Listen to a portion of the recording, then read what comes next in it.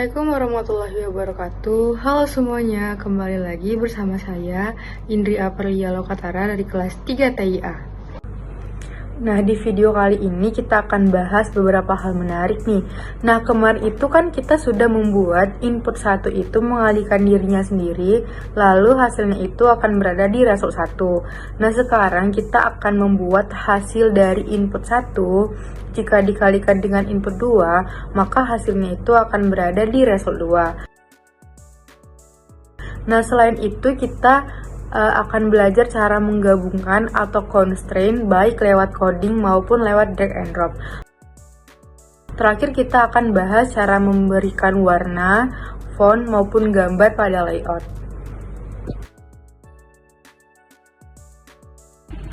Nah, pertama kali kita akan membuat input 1, jika dikalikan dengan input 2, maka hasilnya itu akan berada di result 2. Gimana caranya? Nah, langkah pertama kita drag and drop dulu number yang ada di teks. Setelah itu tambahkan text view dan button. Nah, kita buat saja tampilannya sama seperti yang di atas biar bagus.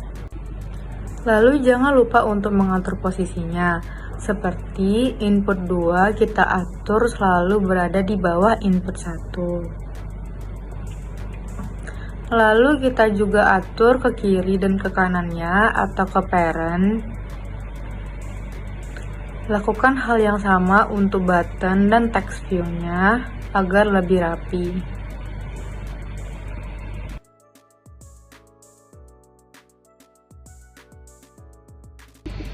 Nah, setelah selesai, langsung saja kita pindah ke main activity dan tambahkan kode berikut.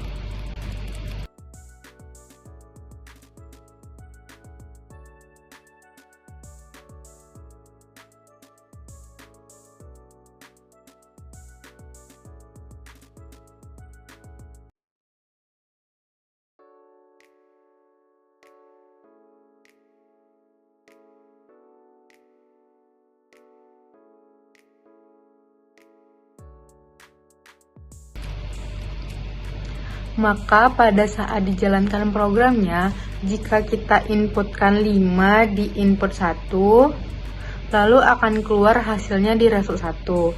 Lalu kita coba inputkan 12 di input 2. Maka hasil dari input 1 dikali input 2, hasilnya akan berada di result 2.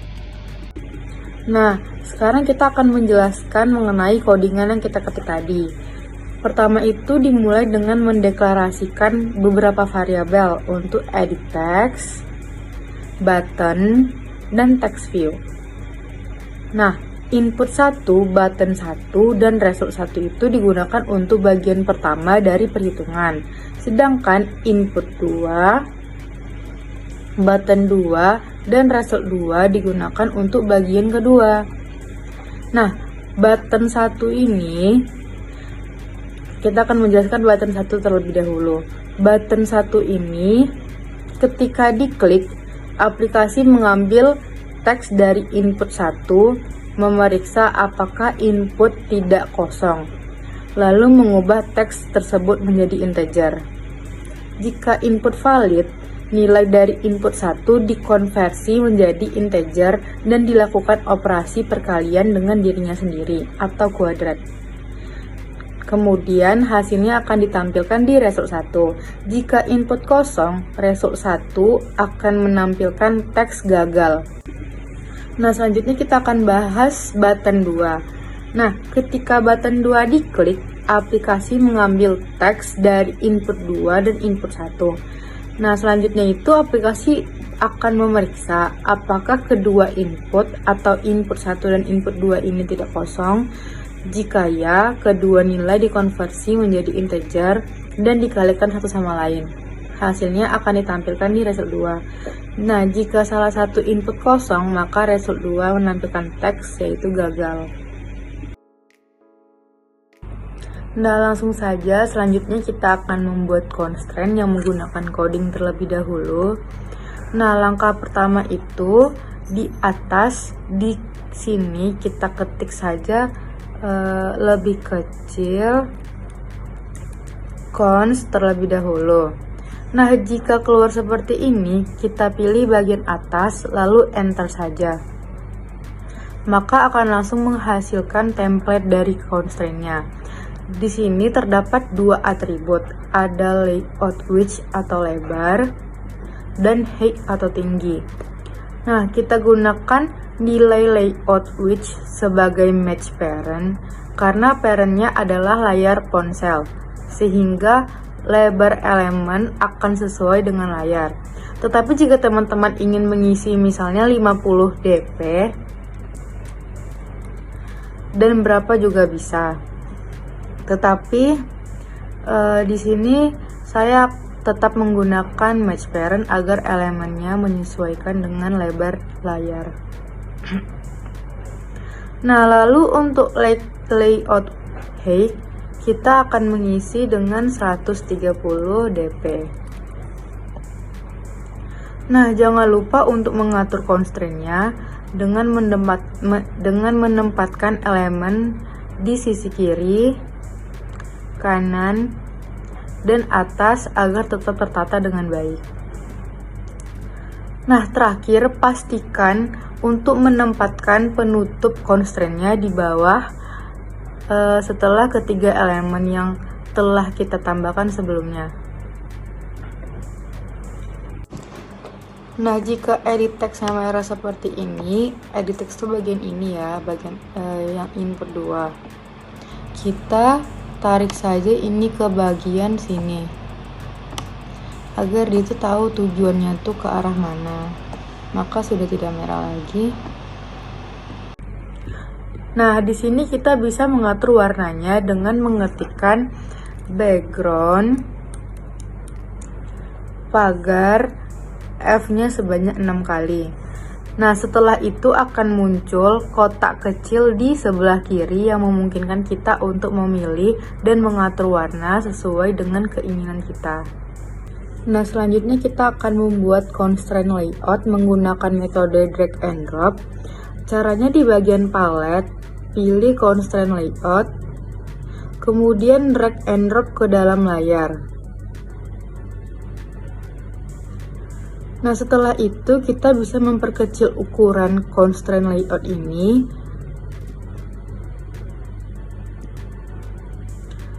Nah, lalu tambahkan button, text view, dan edit text ke dalam constraint layout tersebut. Pastikan untuk mengatur constraint agar elemen-elemen ini berada di bawah constraint layout yang sudah ada di atasnya.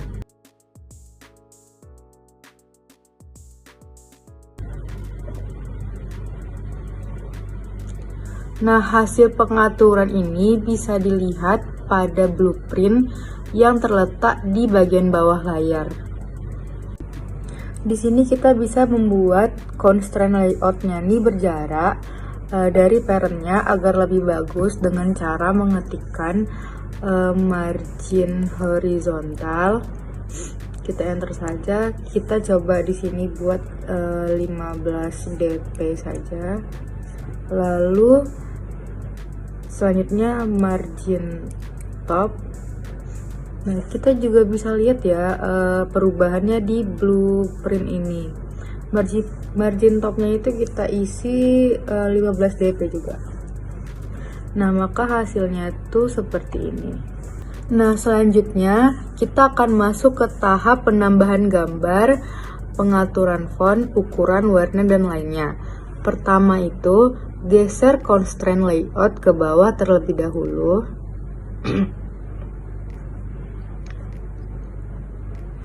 Nah, untuk menambahkan gambar, cari gambar yang diinginkan di Google.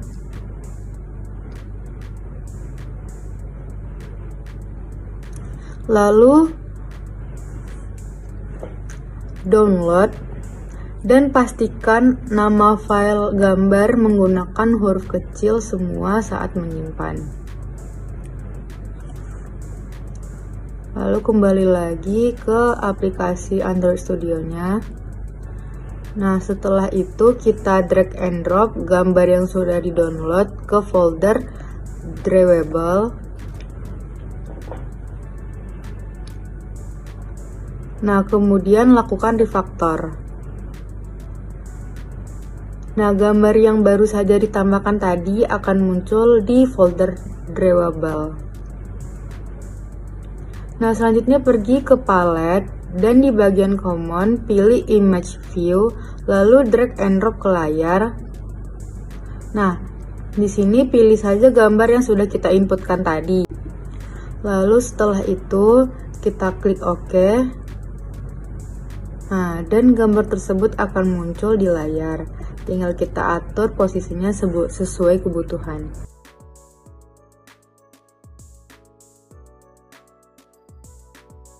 Nah, selanjutnya kita akan menambahkan dan mengganti font pada layout ini. Nah, yang pertama itu kita perlu membuat folder khusus di Android Studio untuk menyimpan file fontnya. Caranya adalah klik kanan pada folder res, lalu pilih new, dan pilih new resource directory. Nah, setelah itu isi nama direktorinya dengan font dan tipe resource-nya itu juga diatur ke font. Nah, folder ini nantinya akan menjadi tempat untuk menyimpan font yang sudah kita download. Nah, selanjutnya kita download font dari Google Font. Nah, sebagai contoh, saya memilih font Poppins.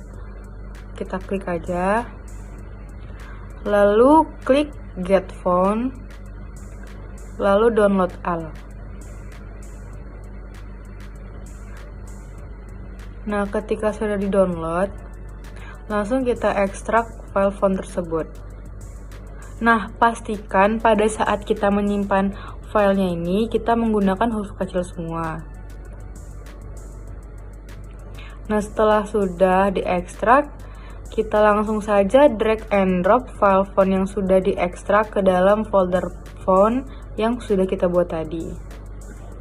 Nah, sebelumnya mari kita coba menambahkan teks di bawah gambar.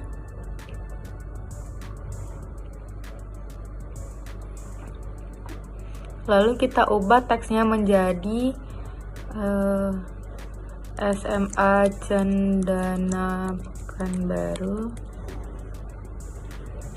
Nah, selanjutnya kita akan mencoba menerapkan font pada teks ini dengan mengetikkan font. Nah, lalu pilih saja langsung font family dan ketikkan font yang kita download tadi. Tadi saya kan memilih Poppins, langsung saja mengetikkan Poppins. Nah, maka teks di layar akan berubah sesuai dengan font tersebut. Nah, selain itu kita juga bisa mengubah ukuran teks. Caranya ketikkan text size, lalu isi sesuai keinginan. Sebagai contoh, di sini saya mengisi dengan 25 dp. Maka tampilan teks pun akan berubah seperti yang diinginkan. Untuk mengubah background dasar layarnya, kita ketikkan background, lalu masukkan kode warna yang diinginkan, seperti pagar F-nya sebanyak 6 kali. Nah, jika teman-teman ingin mengubah warnanya, teman-teman bisa klik peta kecil di sebelah kiri dan atur warnanya sesuai yang diinginkan. Nah, selanjutnya kita akan membuat kotak putih melengkung seperti berikut. Dengan cara kita tambahkan padding pada input file di Android. Nah, teman-teman tuh bisa mencari program atau codingnya itu di ChatGPT. Seperti kita tanyakan bagaimana cara menambahkan padding pada input file di Android. Nah, setelah mendapatkan kode yang sesuai, kita copy kode tersebut, Kemudian di folder drivable kita klik kanan, pilih new, dan pilih drivable resource file, dan beri nama filenya tuh misalnya drivable input background. Nah, setelah sudah, kita pastikan kodenya di sana, kode yang kita cari di ChatGPT tadi. Nah, setelah itu kita bisa menggunakan background tersebut pada edit text yang ini dengan cara menambahkan atau ketik background dan pilih drivable input background sesuai dengan dengan file yang kita simpan tadi. Nah, tampilan input filenya itu akan berubah sesuai pengaturan yang telah kita buat tadi, seperti ini. Nah, jika teman-teman tuh ingin merubah garis tepi atau bordernya ini kan warna hitam. Jika ingin merubah bordernya itu, kita tuh bisa mengganti di folder drivable, dan kita klik saja di kiri ini yang kotak kecil ini, dan kita ganti sesuai warna keinginan kita.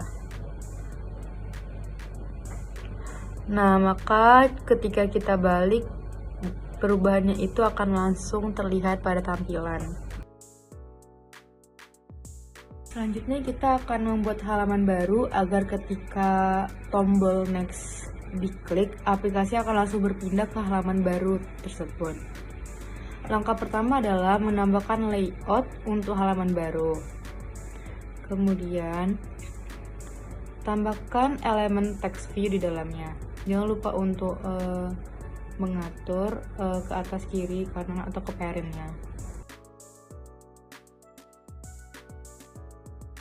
Setelah itu, klik kanan pada directory Kotlin, pilih new, kemudian pilih activity. Nah, dari galeri yang muncul, kita pilih empty view activity sama seperti yang kita pilih sebelumnya. Lalu, kita beri nama activity baru ini second activity. Nah, sebelum lanjut, kita tambahkan button di layout activity main.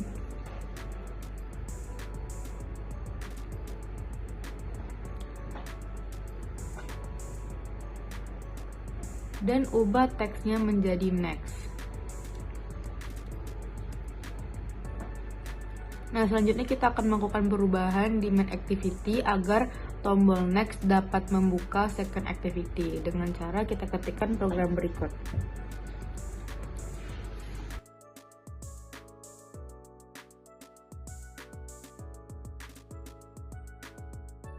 Nah, program ini digunakan untuk ketika kita klik sebuah tombol atau button next, program akan membuat sebuah perintah baru yang bertujuan untuk berpindah dari main activity ke second activity. Nah, selain itu, perintah ini juga membawa data tambahan berupa string yang berisi nama Indri Aprilia dan alamat Rumbai menggunakan metode putExtra. Setelah itu, aplikasi akan memulai second activity dengan memanggil start activity i, sehingga akan diarahkan ke kedua aktivitas dengan informasi yang telah disertakan. Nah, setelah selesai, kita pindah ke second activity dan langsung ketikkan kode berikut.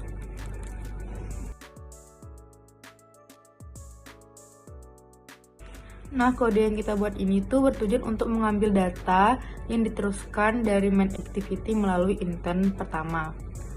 Program ini tuh mencari dan menginisialisasikan sebuah objek text view menggunakan find view by ID text view yang merujuk pada elemen tampilan di layout. Nah, kemudian program ini tuh mengambil nilai string untuk name dan address menggunakan perintah.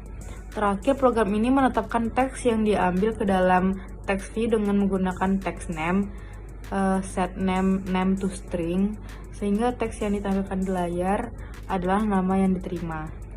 Nah, langsung saja kita coba jalankan programnya.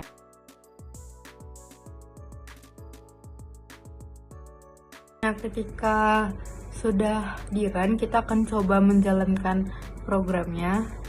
Kita klik next di sini. Maka akan langsung pergi ke halaman yang sudah kita set tadi, yaitu activity second. Yang keluar adalah Indri Aprilia. Cukup sekian penjelasan yang dapat saya sampaikan mengenai lanjutan layout. Maaf bila ada kesalahan kata. Assalamualaikum warahmatullahi wabarakatuh. Oh wow!